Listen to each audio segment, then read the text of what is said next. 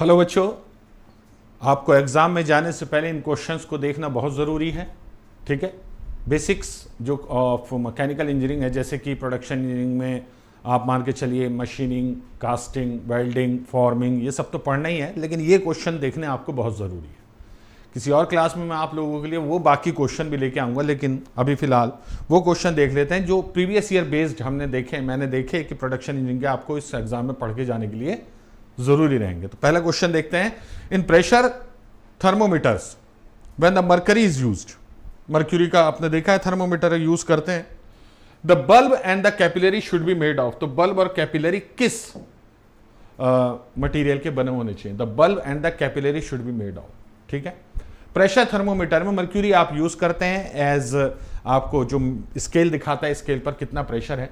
तो मर्क्यूरी जो है बच्चों वो कॉपर के साथ या किसी और मटेरियल के साथ बहुत जल्दी रिएक्शन करता है, सिर्फ स्टेनलेस स्टील को छोड़ के, क्योंकि इस पे क्रोमियम की लेयर होती है। तो याद रखना, प्रेशर थर्मोमीटर में कैपिलरी और बल्ब जो होते हैं वो स्टेनलेस स्टील के बने होते हैं। Which of the following temperature measuring device is suitable for measuring temperature ranging from 900 degree centigrade to 4000 degree centigrade. ठीक है, तो याद रखना बहुत हाई टेम्परेचर है, फर्नेस का होता है इतना टेम्परेचर, तो पायरोमीटर इसका आंसर होगा। बाकी सबके भी मैं आपको दे देता हूं कि बाईमेटालिक यानी कि दो अलग अलग मटेरियल की स्ट्रिप्स को सैंडविच करके बनाया जाता है। इसकी जो रेंज है बच्चों वो -100 से 500 है, जबकि थर्मोकपल की -200 से 2320 या 2400 डिग्री सेंटीग्रेड तक भी ठीक है। ऑप्टिकल पैरोमीटर हमने डिस्कस किया, वहां 900 से है, वैसे 700 से कर सकता है। रेजिस्टेंस थर्मोमीटर -200 से 850। याद कर लीजिएगा, ये रेंज इंपॉर्टेंट है। For the same temperature in the volume of the bulb of A gas filled, एक गैस, ठीक है, एक सेम टेम्परेचर रेंज के लिए जो वॉल्यूम होता है बल्ब का, किसका, गैस फील्ड थर्मोमीटर का, वो क्या होना चाहिए बच्चों?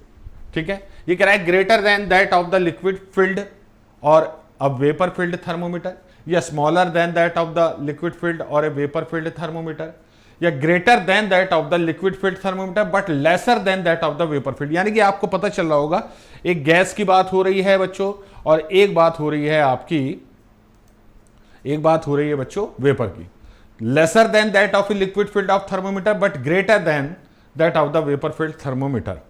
ठीक है, तो याद रखना बच्चों, ये जो आपके सेम टेम्परेचर, ये जो होता है ना volume of gas field thermometer, ये चार्ल्स लॉ पे डिपेंड करते हैं बच्चों। चार्ल्स लॉ आपने थर्मोडायनेमिक्स में पढ़ा होगा। चार्ल्स लॉ क्या होता है बच्चों? For a constant volume, constant volume जो होता है बच्चों, तो गैस प्रेशर डायरेक्टली प्रोपोर्शनल होगा एब्सोल्यूट टेम्परेचर के।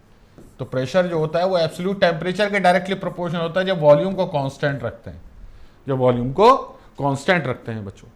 ठीक है, अब बल्ब जो है बच्चों ये कांस्टेंट वॉल्यूम गैस है वैसे, ठीक है, यहां पे कांस्टेंट वॉल्यूम भी लिखा आ सकता है बच्चों। ठीक है, ये ज्यादा होना चाहिए बच्चों। ठीक है, हाँ, क्या, जिससे कि आपका क्या हो बच्चों, जिससे कि आपका एक्सपेंशन अच्छे से हो सके, उसके अंदर जो गैस है बच्चों, एक्सपेंशन अच्छे से हो सके। ठीक है, तो आपको याद रखना है बच्चों इस क्वेश्चन में,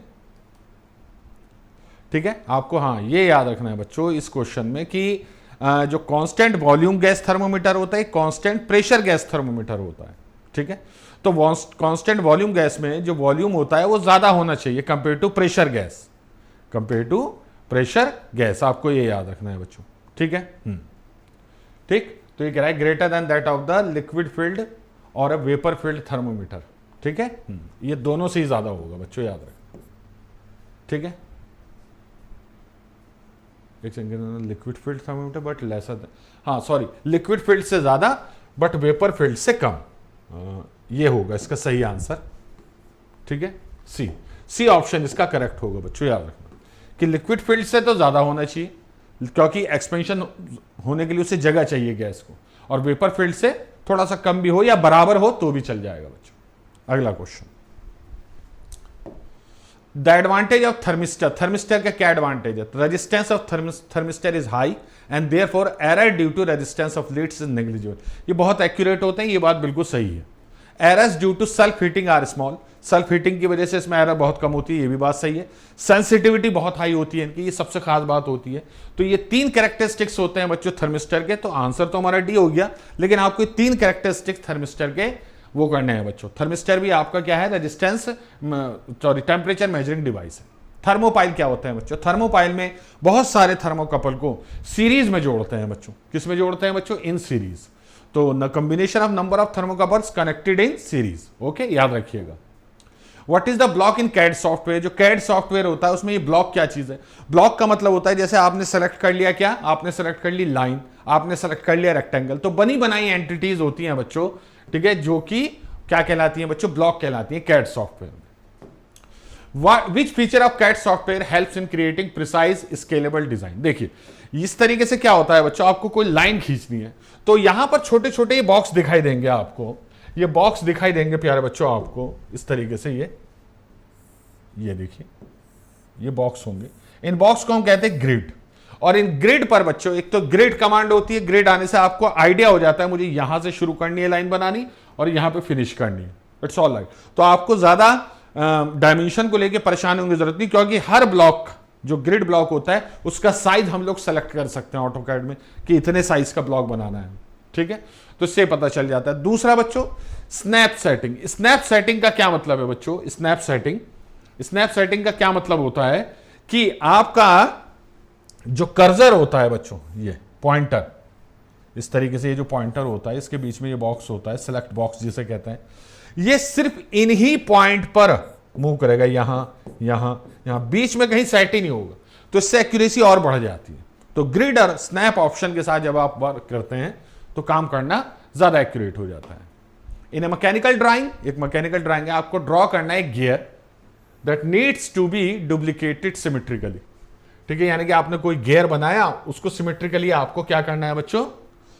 जो है सिमेट्रिकली वो है बच्चों डुप्लीकेट करना है। विच कमांड आप यूज करेंगे? उस कमांड को कहते हैं बच्चों मिरर कमांड।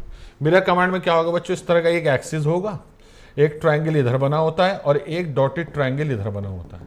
तो ये मिरर इमेज को रिप्रेजेंट करता है, तो इसे मिरर कमांड कहते हैं बच्चों, ठीक है, मिरर कमांड। तो ये जैसे आपका गियर है, मान लीजिए इसको इस एक्सिस के अबाउट जब आप इतना आपने बनाया आधा, अब आधा बनाने के लिए बाकी का आपको क्या करना होगा? इस एक्सिस को सिलेक्ट करके मिरर कमांड देनी होगी, तो ये बाकी का उसकी मिरर इमेज इधर दे देगा, पूरा गियर बन जाएगा बच्चों ऑटोकैड में। Dash in stainless steel इंपार्ट corrosion resistance, बहुत कॉमन क्वेश्चन है, क्रोमियम, ठीक है, मटेरियल साइंस पे क्वेश्चन आने वाले हैं आपको। Steel having carbon level between 0.77 to 2.1%, वो क्या कहलाते हैं बच्चों? देखिए स्टील 0% से शुरू होकर जाते हैं बच्चों 0.76% तक और फिर जाते हैं बच्चों 2.14% तक। यहां से यहां तक के स्टील को हम कहते हैं बच्चों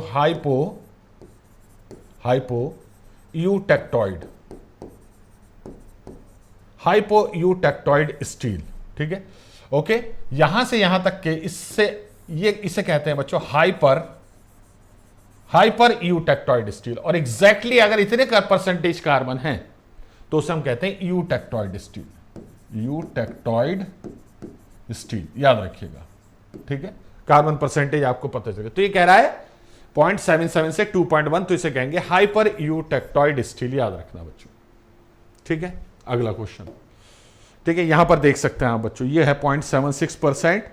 अब इससे जो भी इधर स्टील है उसे हाइपो कहते हैं, जो इससे इधर है उसे हाइपर कहते हैं, और एग्जैक्टली इस लाइन जितना परसेंटेज है तो उसे क्या कहते हैं बच्चों? यूटेक्टॉइड।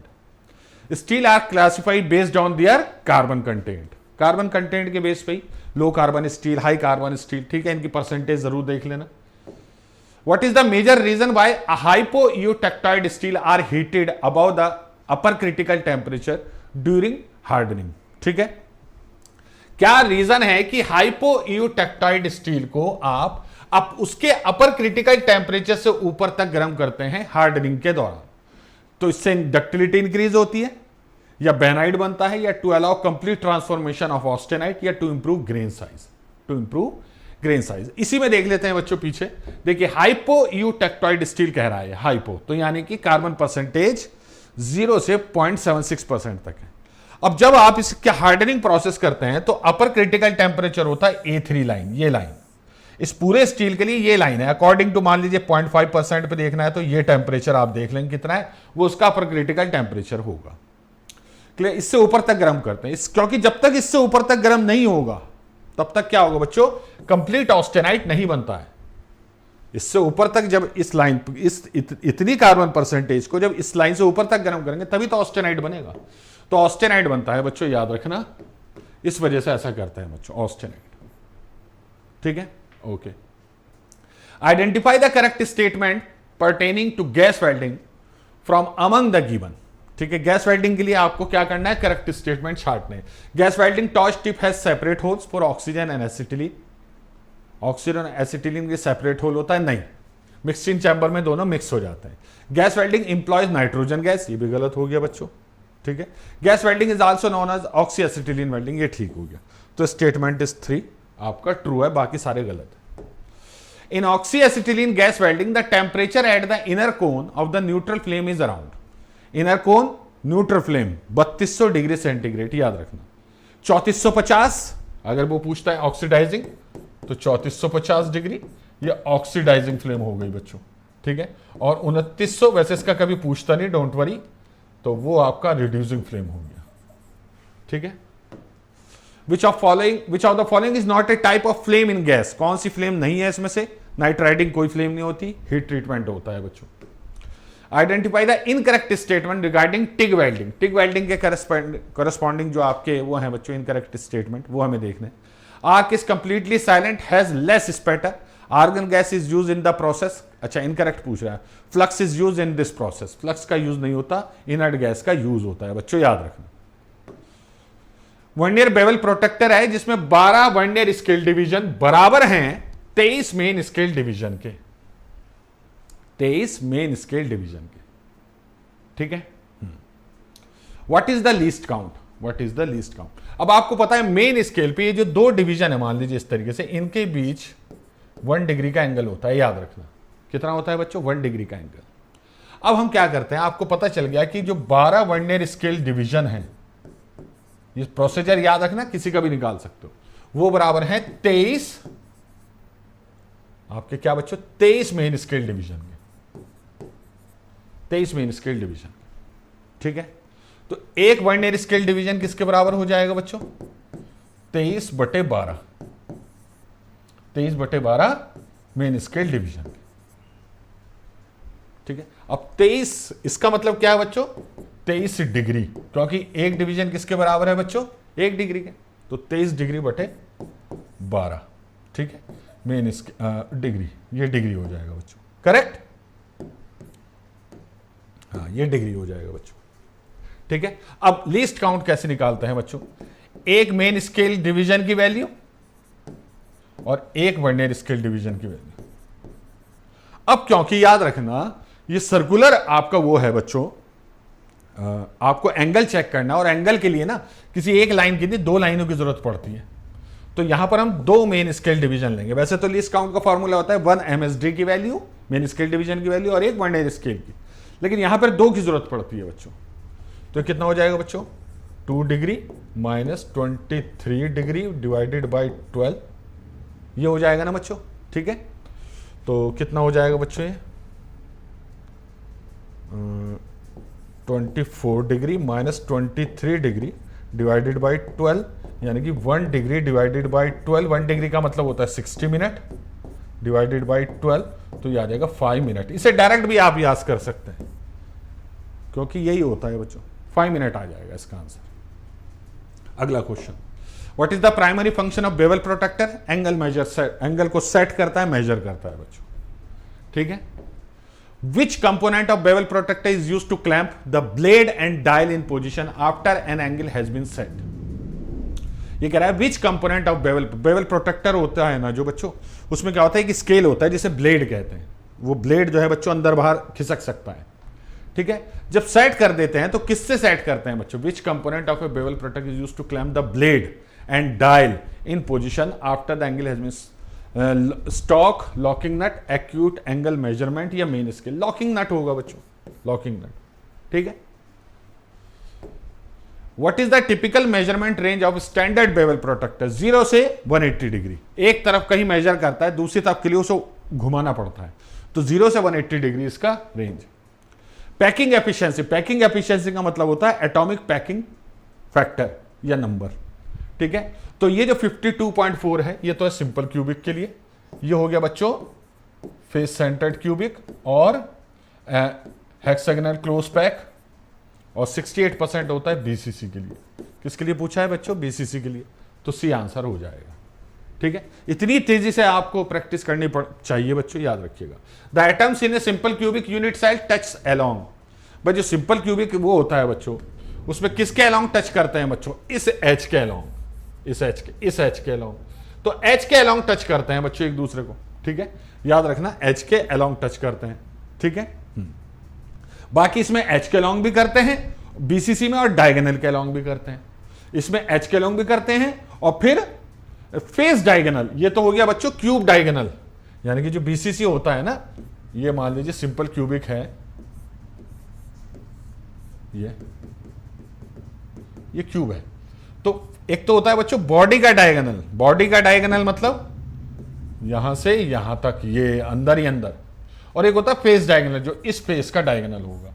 तो इसमें फेस के अलोंग करते हैं टच, इसमें बॉडी डायगोनल के, और इसमें एच के along. Which of the following crystal system has axis of unequal length but all angles are 90 degree? देखो जैसे क्यूबिक है ना, ये तो सबसे सिंपल वर्जन होता है इस क्रिस्टल स्ट्रक्चर का। मोनोक्लिनिक भी होता है बच्चों, मोनोक्लिनिक। मोनोक्लिनिक में क्या होता है बच्चों? मोनोक्लिनिक में कि इस तरीके से होता है कि तीनों साइड जो है बच्चों क्यूब की, तीनों साइड बराबर नहीं होंगी, और सारे angle alpha equals to beta equals to 90 degree not equal to gamma. यानी कि एक एंगल आपका 90 नहीं होगा, बाकी 90 होंगे। दूसरा, ए बी सी आपस में बराबर नहीं होंगे, अलग अलग होंगे। तो ये कह रहा है कि सारे एक्सिस बराबर हैं, लेकिन एंगल जो है बच्चों सबका 90 डिग्री है। तो ये तो नहीं है। ऑर्थोरॉम्बिक ऐसा होता है जिसमें ए बराबर नहीं है बी के, बराबर नहीं है सी के, लेकिन अल्फा बीटा और गामा, ये जो लैटिस पैरामीटर हैं तीनों, ये आपके 90 डिग्री के बराबर होंगे। ट्राइक्लिनिक में कुछ भी बराबर नहीं होता, ना तो ए बी सी और ना ही अल्फा बीटा और गामा। ये अल्फा बीटा गामा क्या है? मतलब कहने का ये है कि जब आप क्यूब बनाते हैं कोई इस तरीके से क्यूब बनाते हैं बेटा ये, तो इसमें एक डायमेंशन ए होती है, एक डायमेंशन ये वाली, ठीक है, ये वाली डायमेंशन बी होती है, और ये वाली डायमेंशन ए होती है, ये वाली, और ये वाली डायमेंशन जो होती है सी होती है, सी। ठीक है, ये सी होती है। और अल्फा बीटा एक एंगल ये, एक एंगल ये और एक एंगल ये, तीन एंगल ये। तो उनके लिए रिलेशनशिप ये है बच्चों। क्यूबिक का तो आपको पता है कि ए बी सी तीनों बराबर होंगी, और साथ साथ ये तीनों एंगल भी 90 डिग्री के बराबर होंगे। अगला question, during an assembly if the shaft of A diameter is 40, ये शाफ्ट का है बच्चों सारी रीडिंग, और ये होल के। ये पूछा है कि असेंबली किस टाइप की होगी, press fit, clearance fit, transition fit या इंटरफेरेंस फिट। तो आप क्या कीजिए, शाफ्ट का मैक्सिमम साइज कितना हो गया बच्चों? 40.05, और मिनिमम साइज कितना हो गया बच्चों? 39.85। ठीक है, ये शाफ्ट का मैक्सिमम हो गया और ये शाफ्ट का मिनिमम हो गया। ठीक है, अच्छा डायमीटर होल का बच्चों, होल का मैक्सिमम साइज क्या हो गया बच्चों? होल का मैक्सिमम साइज हो गया 40.02, और होल का मिनिमम साइज क्या हो गया बच्चों? 40.01, 40.01। ठीक है, अच्छा अब आप देख रहे हैं कि शाफ्ट का एक साइज मैक्सिमम साइज होल के मैक्सिमम साइज से बड़ा है, लेकिन शाफ्ट का मिनिमम साइज होल के मिनिमम साइज से छोटा है। तो अगर आप दोनों के मैक्सिमम साइज लेते हैं तो आपको इंटरफेरेंस फिट मिल रहा है, और अगर आप दोनों के मिनिमम साइज को लेते हैं तो आपको क्या मिल रहा है बच्चों? होल बड़ा शाफ्ट छोटा। तो ये कहलाता है बच्चों आपका क्लियरेंस फिट। यानी कि जब शाफ्ट का साइज होल से बड़ा है तो आपको भैया ठोका पीटी करके अंदर शाफ्ट को डालना पड़ेगा, लेकिन अगर शाफ्ट छोटा है होल से तो आराम से चला जाएगा अंदर। तो मैक्सिमम साइज देख के तो पता चल रहा है कि ठोका पीटी करनी पड़ेगी, तो इसे कहते हैं इंटरफेरेंस, क्योंकि होल छोटा शाफ्ट बड़ा है। जबकि मिनिमम साइज देख के साफ पता चल रहा है कि होल में आसानी से चला जाएगा शाफ्ट। तो क्या आप देख रहे हैं क्लियरेंस फिट से इंटरफेरेंस फिट पर कन्वर्ट हो जाता है जैसे ही हम साइज मिनिमम और मैक्सिमम लेते हैं। तो इसे कहते हैं ट्रांजिशन फिट। क्या कहते हैं बच्चों? Transition fit.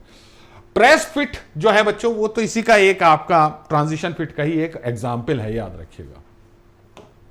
What is the main purpose of limit fit and tolerance in manufacturing? Limit fit tolerance क्यों देते हैं बच्चों? ताकि इंटरचेंजेबिलिटी आसान हो। आपने बहुत सारे प्रोडक्ट बनाए, एक और दूसरा बहुत सारे प्रोडक्ट बनाए, अब कोई सा भी उठा के किसी भी फिट कर दीजिए आप, ये होता है फायदा। ये नहीं कि इसके लिए यही बना, इसके लिए ये बना, फिर क्या फायदा, फिर तो बहुत महंगा हो जाएगा प्रोडक्शन। तो इंटरचेंजेबिलिटी होना बहुत जरूरी है। While manufacturing a shaft, tolerance are given to shaft of diameter इतने, the value of tolerance and fundamental deviation। जब आप एक शाफ्ट वो कर रहे हैं बच्चों मैन्युफैक्चरिंग, तो टॉलरेंस जो है बच्चों इस तरीके से दी गई लिमिट, तो पूछा what is the value of tolerance. तो टॉलरेंस निकालना कुछ नहीं है बच्चों, शाफ्ट का मैक्सिमम साइज में से मिनिमम साइज घटा दीजिए।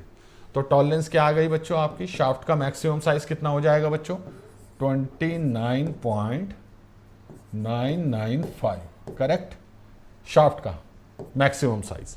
और शाफ्ट का मिनिमम साइज हो जाएगा 30 में से -0.02 घटा दीजिए, तो ये कितना हो जाएगा बच्चों, ये हो जाएगा 29.98, है ना, 98 ये हो जाएगा बच्चों। तो कितना आ जाएगा बच्चों, ये आ जाएगा 0.15, ठीक है, 0.15 एक ही है आंसर, एक ही है, ठीक है, घटा के ये टॉलरेंस आ गए। अब देखना फंडामेंटल डिविएशन। फंडामेंटल डिविएशन में ये देखना होता है बच्चों कि जो बेस साइज है, बेस साइज कितना है बच्चों, बेसिक साइज 30 बेसिक साइज, तो इसकी अपर लिमिट कितनी है 29.95, तो यानी कि कहीं यहां मान लीजिए, और ये 29.98 यानी कि इससे भी नीचे ही है। तो मैक्सिमम साइज शाफ्ट का ऊपर वाला है ये, और मिनिमम साइज ये है। तो ये वैल्यू जब शाफ्ट के और बेसिक साइज के बीच मिनिमम गैप कहां पर है, this is called fundamental deviation, ठीक है। तो ये फंडामेंटल डिविएशन होगा, ये कितना है 29.995। तो जब 30 में से इसे घटाएंगे कितना आ जाएगा 0.005, तो ए आंसर हो जाएगा। इसको देख लेना एक बार करके आप लोग।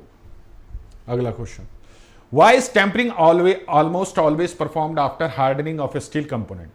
जब हार्डनिंग करते हैं, क्विंचिंग करते हैं, तो मार्टेनसाइट बनता है जो बहुत ब्रिटल और हार्ड होता है।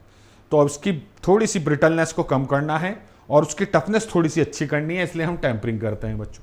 टफनेस की जगह डक्टिलिटी भी लिखा आ सकता है, याद रखिएगा। विच of the following microstructure is the hardest?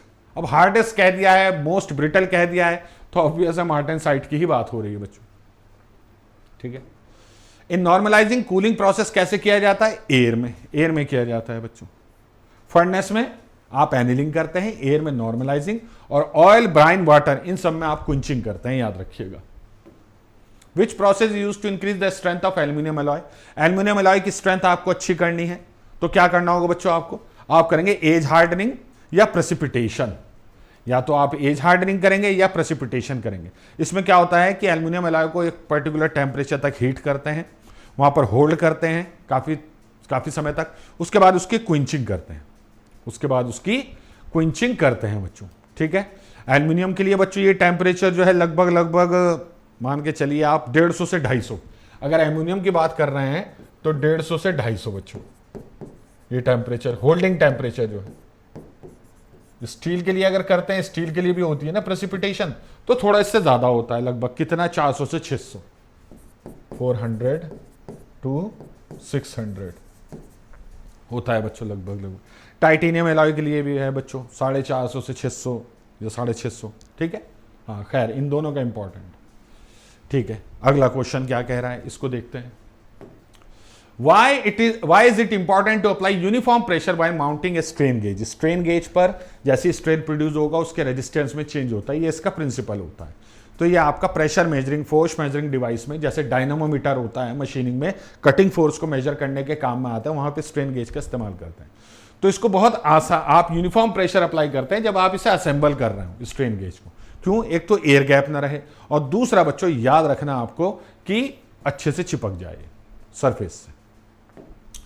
Principle of strain gauge operation is based on the change in its electrical resistance when subjected to mechanical strain. इसको क्वांटिफाई कौन करता है बच्चों? Gauge factor. गेज फैक्टर करता है बच्चों इसको quantify.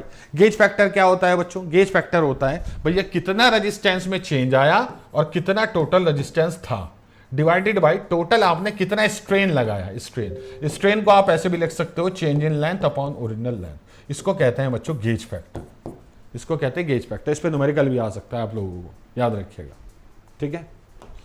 A strain gauge is most commonly used and component in a Wheatstone bridge circuit. What is the primary purpose? Primary purpose क्या है बच्चों? Resistance change को चेक करना by the strain, by the strain, बच्चों याद रखना, ठीक है। ना तो स्ट्रेन गेज को एम्पलीफाई करता है, ना कन्वर्ट करता है मैकेनिकल स्ट्रेन को डिजिटल आउटपुट में।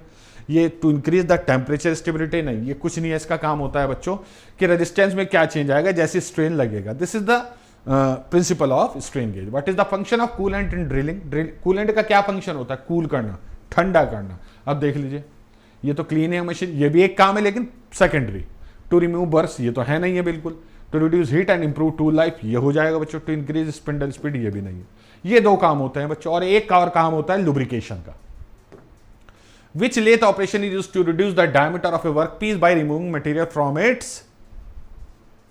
It's outer surface? टर्निंग में बच्चों डायमीटर आप कम करते हैं। बोरिंग में ऑलरेडी ड्रिल्ड होल का डायमीटर बढ़ाते हैं। फेसिंग में बच्चों फ्लैट सरफेस तैयार करते हैं, लेंथ ऑफ वर्क कम करने का काम करते हैं। नर्लिंग में बच्चों आप इंबॉसिंग करते हैं जिसमें आपका ग्रिप बनती है। The cutting speed in a lathe is defined as, cutting speed क्या होती है? The speed at which workpiece rotates measured in inch per revolution, या rate at which cutting tool moves along the length of the workpiece, speed of the tool's cutting edge relative to the workpiece measured in meter per minute और feet per minute। हाँ, ये हो जाएगा बच्चों कि जो cutting edge है cutting tool की, वो रिलेटिवली कितनी स्पीड से वर्कपीस की तरफ बढ़ रही है। अप्रोच, एक तरीके से अप्रोच, ठीक है। हाँ, what is the purpose of carriage in lathe? Carriage का क्या पर्पज होता है बच्चों? सपोर्ट करता है कटिंग टूल को और मूव करता है लॉन्गिट्यूडनल फीड प्रोवाइड कराने के लिए बच्चों। तो cutting tool along the bed of the lathe, ये चलता है। Which of the following is a key advantage of using 3 jaw universal chuck? 3 jaw universal chuck जो चक होता है वो सेल्फ सेंटरिंग चक होता है बच्चों, याद रखना, ठीक है। ओके, ठीक है। तो इसका मेन काम क्या होता है? जल्दी से सेंटरिंग हो जाए, क्विक सेंटरिंग बी ऑप्शन सही होगा बच्चों, याद रखना, ठीक है। हाई प्रिसीजन के लिए या सेंटरिंग के लिए बच्चों आप लोग क्या यूज कर सकते हैं? 4 जॉ चक या कॉलेट, ठीक है। हाँ, और ये सिर्फ सर्कुलर या हेक्सागोनल वर्कपीस को ही होल्ड करता है। What is the term for the process of machining the end of a workpiece make it flat and perpendicular to the axis? यानी कि जो वर्कपीस है बच्चों आपका, इसका ये जो एंड है ये फ्लैट बने बिल्कुल और इस एक्सिस ऑफ रोटेशन के ठीक परपेंडिकुलर हो। इसे हम कहते हैं बच्चों फेसिंग। क्या कहते हैं बच्चों? Facing. The term feed in drilling operation refers to, feed क्या होता है बच्चों? Speed at which drill bit rotates नहीं, इसे कटिंग वेलोसिटी कहते हैं। The depth of the hole being drilled, depth कितनी है? The axial advance of the drill per revolution, यानी कि आप देखते हैं कि हर रेवोल्यूशन के लिए ड्रिल को नीचे आप हैंडल से ऐसे लेके जाते हैं। This is called feed, actually this is called feed. What is the primary function of flutes on the twist drill? Twist drill में फ्लूट क्या होता है बच्चों? यहां से चिप बाहर निकलती है अपोजिट डायरेक्शन में, जस्ट लाइक इनडायरेक्ट एक्सट्रूजन, और ये कटिंग फ्लूट को मशीनिंग एरिया तक पहुंचाने में आपकी मदद करता है बच्चों। सी ऑप्शन हो जाएगा। Which of the following operation is used to create a conical races at the end of the drill hole? यानी कि होल ऐसा था, ऐसा, आपने यहां पर कोनिकल रेसेस ये मटेरियल निकाल दिया, तो इसे क्या कहते हैं बच्चों? काउंटर सिंकिंग कहते हैं। काउंटर, तो स्क्रू हेड जो होता है उसको सरफेस के पैरेलल लाने में आपको ये करना पड़ता है, ठीक है। स्क्रू हेड को बच्चों याद रखिएगा, clear. The cutting speed in drilling operation is calculated based on, cutting speed जो होती है बच्चों किस चीज पे आप वो करते हैं बच्चों कैलकुलेट? तो वो होती है बच्चों पाई डी एन। डी क्या है बच्चों? डायमीटर ऑफ ड्रिल बिट या होल, और एन क्या है बच्चों? RPM. B option will be the correct answer. The primary purpose of cutting fluid in machining operation is to, primary purpose क्या है बच्चों आपका? Increase the cutting speed, improve the tool life surface finish, decrease the power consumption, lubricate the machine tools moving part. Main काम है बच्चों इसका कि ये टूल लाइफ अच्छी करे बाय कूलिंग इट, इसको ठंडा करने के लिए, सरफेस फिनिश भी अच्छा करता है बिकॉज ऑफ द लुब्रिकेशन, ठीक है। ये लेकिन प्राइमरी पर्पज नहीं, प्राइमरी पर्पज इसका है कूलेंट का। Which are the following is the most important property of a cutting fluid for reducing friction between tool and workpiece? ठीक है, हाँ। टूल और वर्कपीस के बीच बच्चों क्या होना चाहिए बच्चों? इंपॉर्टेंट प्रॉपर्टी कटिंग फ्लूइड की, जिससे कि फ्रिक्शन कम हो जाता है वर्कपीस और कटिंग टूल के बीच। लो विस्कोसिटी, लो विस्कोसिटी से तो फ्लो अच्छा होता है बच्चों, ठीक है, लेकिन ये जो हाई फिल्म स्ट्रेंथ है चिपक जाता है वर्कपीस से और कटिंग टूल से, जिससे कि फ्रिक्शन कम हो जाता है, जिससे फ्रिक्शन कम हो जाता है।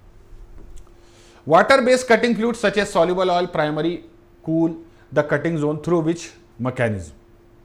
अच्छा, ये कह रहा है कि वाटर बेस्ड जो कटिंग फ्लूइड होते हैं वो किस मैकेनिज्म के थ्रू कटिंग जोन को ठंडा करते हैं? केमिकल रिएक्शन बिल्कुल नहीं, ये तो अनडिजायरेबल है। रेडिएशन छोड़ दीजिए, इवेपोरेशन वगैरह कुछ नहीं होता। Convection, yes, convection method, conduction, convection, radiation वाला कन्वेक्शन है उसकी मदद से। When machining a hard brittle material like cast iron, which type of cutting fluid is often recommended? ठीक है, कौन सा कटिंग फ्लूइड आप रिकमेंड करेंगे बच्चों? तो ड्राई कटिंग प्रोसेस रहेगा ये, कंप्रेस्ड एयर जनरली, क्योंकि कास्ट आयरन में ग्रेफाइट होता है जो सॉलिड लुब्रिकेंट का काम करता है। What is the term for a cutting fluid that is stable mixture of A small amount of oil disperse in a large amount of water appearing milky in colour? ठीक है, हाँ ये कह रहा है बच्चों कि कौन सा ऐसा फ्लूइड है, ठीक है, कौन सा ऐसा फ्लूइड है जिसमें मिल्की अपीयरेंस आती है बच्चों, मिल्की अपीयरेंस।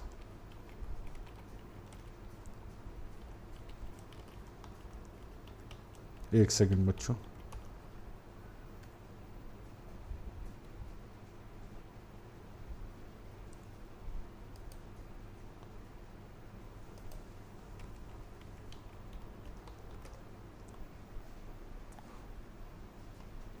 ठीक है, हाँ ठीक, हाँ